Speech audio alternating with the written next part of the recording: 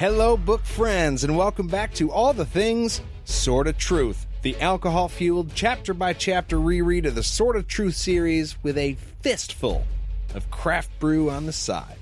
That's kind of how I do every episode. I mean, yeah, it makes sense, because, it's in your fist. Yeah. So, gosh, these write themselves. We're so clever. We hold things with our hands. We're gonna work on these. I am Nate. I'm Jade. And today we're going to be talking about Chapter 15 of Stone of Tears. We sure are. First, I wanted to mention real quick that I'm still currently reading Into the Darkness right now. And all I could think of while I was reading today was how badly I wanted the updated version of the map from Sean Bachman. Yes. Yes. Because he posted recently in the Facebook group that he is going to have updates to that soon, or like the group is, because of the release of the new book. I saw that. I kind of had the thought while I was reading the book. I was like, ooh, Sean's got some work cut out for him now. I mean, eventually, so do we. But that's okay. And I feel like we were looking at it the same way he is, to a point where he's like, yeah, more stuff to do. Yeah. That's cool. Yeah. Fresh things are fun. Yeah, well, and it's a living map, so it's meant to change and be updated. And, I like that about it. Yeah. I'm super interested to get my peepers on it and figure out where some of these new places are. Like eyeballs, right? Yeah. Okay, yeah. With ya. What else would peepers be? Nothing. Well, I thought you meant eyeballs. I wanted to be sure.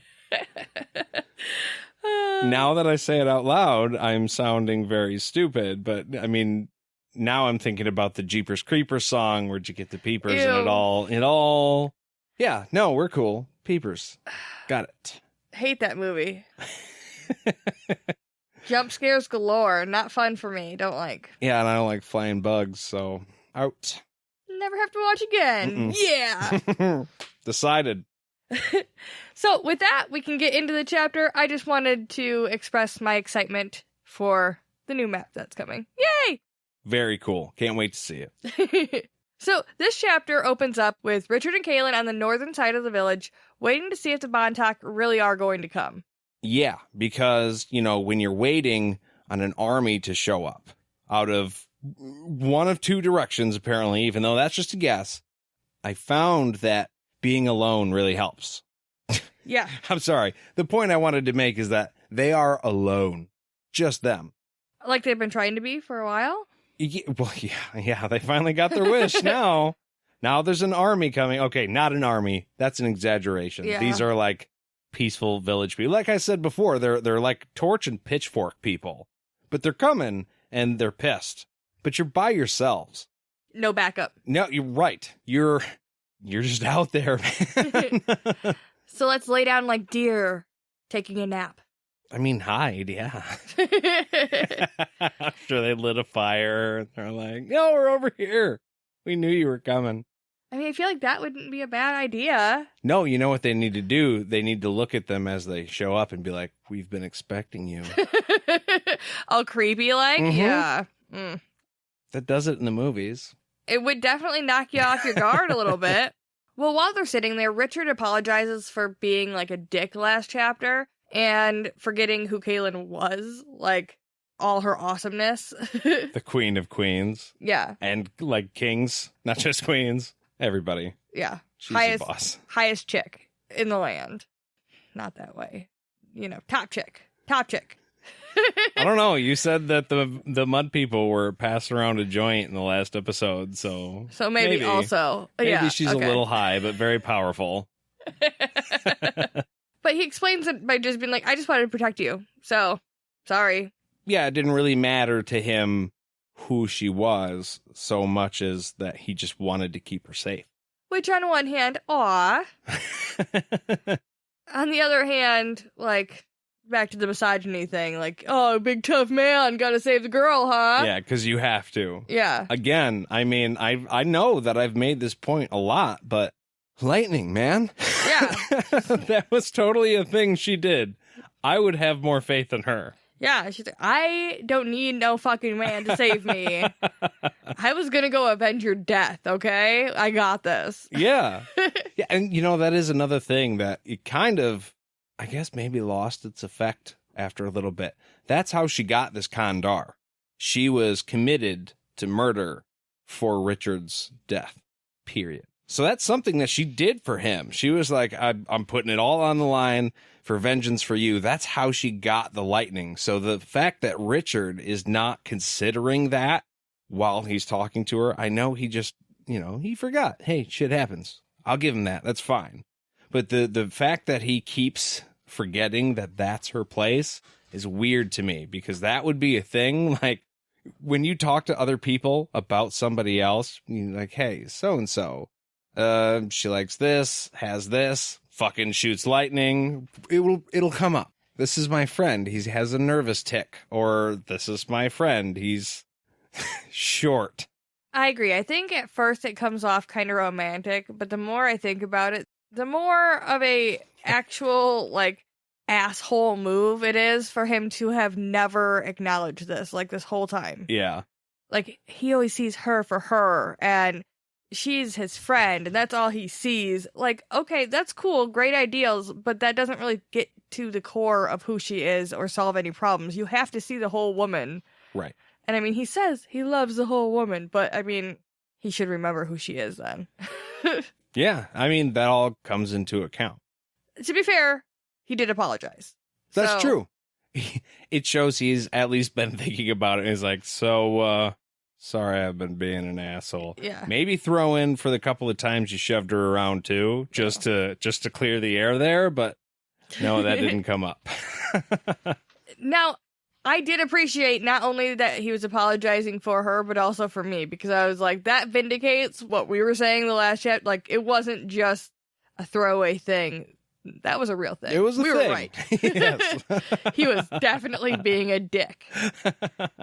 Which is, something I know we've talked about too, is that Richard is imperfect. All of these characters are imperfect. Yeah. But that's what makes them so real. So being hidden in the grass like that, they end up popping the fuck out when the Bontak are all around them and surprise the hell out of them. I don't think... I'm sorry. I just don't think that's the best way to go about it. Let's not spook anybody, okay? Let them get within comfortable speaking range and then slowly stand up. Let them know that you're not a direct threat. Wave a flag or something. Like, yeah, I mean, the mud people have 10-step arrows, so these people may have something of their own that's equally dangerous. Like, probably best to not test them. Right. How widespread is this technology? I mean, even if you just stand up real slow and like, hey, I'm not a threat. They're like, that's cool, but we're totally raiding this village right now, and you just became a part of that. So empty your wallets, or, we'll just kill you and take what we want, because that's what we're here to do. Well, Kahlan doesn't give him an opportunity to do that. She stands up in her little dress. Wow, talk about misogyny, Jade. Little dress. Just come out and say it. Her mother confessor dress. Whatever. And she gets them all to stand down and throws them off their game. Because she's like, you really gonna fucking do that right now? You should probably calm down. Put the weapons down. Yeah, like, who are you to not be bowing 10 seconds ago? Right. You better do it right fucking now. And to their credit, all the men are like, oh, okay. They want to listen. Yeah. You can tell. They're like, do we do what she says? Because I'm okay with that. What's the call, boss? They do try to divert their attention over to Richard immediately. They're like, oh, okay, all right. We won't point it at you. We'll just point it over here then at the other threat. Yeah. The safe threat. I'm not going to shoot you. We'll just kill him. Is that cool? And she doesn't think it's cool. She stands in front of him too. And they're like, shit, now what do we do? I don't know what the fuck to do. Don't look at me, bud. Well, now she is protecting Richard. Yeah. And I mean, he calls it out. He's like, hey, don't like that. What's going on here? He's going to have a story to tell Savidlin later. Like, dude, she stepped in front of me. A woman, I know. Fucking crazy, right? I was like, what the hell? Get behind me. And she wouldn't. She wouldn't, but the other men listened because, they're dressed. Next thing, they're going to be reading and voting. Ugh. Not cutting their hair. What a crazy world. Yeah, not cutting their hair. So, we find out that the Bontoc brought all this to the Mud People because of the info given to their spirit man, Maban Grid. The coolest fucking name ever. Right? I really like his name. It's so good. Like, it's random. I don't know how Terry came up with it, but Maban Grid, be like, I use all three of my names. Believe that. All the time. Everybody knows me by all three names. And honestly, Jim Bond, he did pretty good when he did the Maban Grid parts. I didn't hate it. Mm-hmm. Yep. I was on board with you there. There was a little bit where I kind of thought that he sounded overly raspy. But then again, like, the guy's supposed to be old and wise, just like the Birdman. Older, we've discussed. So, no, I think he did a really good job. I think it was just nice to hear him put so much, like, emotion. And, like, he really pushed the emotion while he was using the Maban Grid voice. He was like, I am upset. And you could tell he was upset in the gravelly voice, and I liked that. That's voice acting. It does make for a better, like, listening experience. Mm-hmm. And it keeps you in the story, which is, like, the most important thing. I don't care what kind of a voice you have if you're narrating a book. And to be fair, Jim Bond has a great voice for narration. And that's all we've ever said in the past was that, it just has to have some dynamic to it. Yeah. And he got there. So, yeah. Yeah, sometimes it comes across very stale. That's all. It's Maybe a good voice, it's just stale. Just needed a minute to, like, get into the book. That could be. I'd never considered that before. Maybe until now he wasn't, like, fully vested in this. I mean, he was going to read it either way. He got the contract or whatever to read it, but, like, now he's on chapter 15. He's like, oh, shit, what's going on here? Yeah, now he's starting to like it. Yeah. He's not just reading the words. He's, like, reading the book. Yeah, feeling the book. Mm-hmm. Well, I feel like we would agree on that because it's a good book. Spoiler alert, good book. Yeah, that's why we're spending hours and hours and hours talking about it. So, I would say it's safe to say that we think they're good books. Yes. So, Maban Grid, he tells them that the Mother Confessor doesn't command the people anymore because the spirit said so. She's been stripped of her wizard. This is obvious. She doesn't have a wizard with her anymore. So, they weren't wrong. Yeah, guy's not wearing robes. Where's your robes, dude? Look at this guy over here with pants. He's not a wizard. No fucking beard. I don't believe it. Doesn't Richard say something to Zed about what a wizard looks like? Didn't he tell Zed you don't look like a wizard? Yes.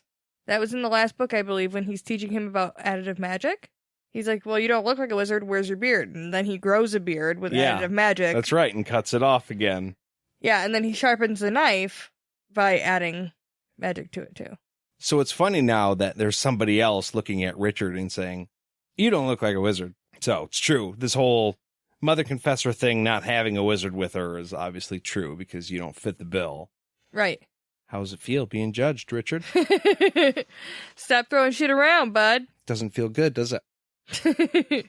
So, obviously, tensions are rising between Kahlan and Maban Grid because he's basically calling her out right now, being like, yeah, you don't command anybody, so why the fuck would I listen to you? Richard is like, tell them what I have to say.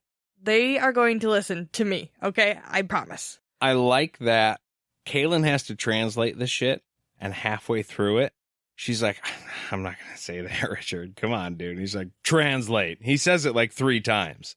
Yeah. Translate. Yeah, he's always just telling her, just fucking do it. I don't care. I know it's weird. Like a computer. Enhance. Enhance? Good. Okay. Well, through her, he admits that he was the one who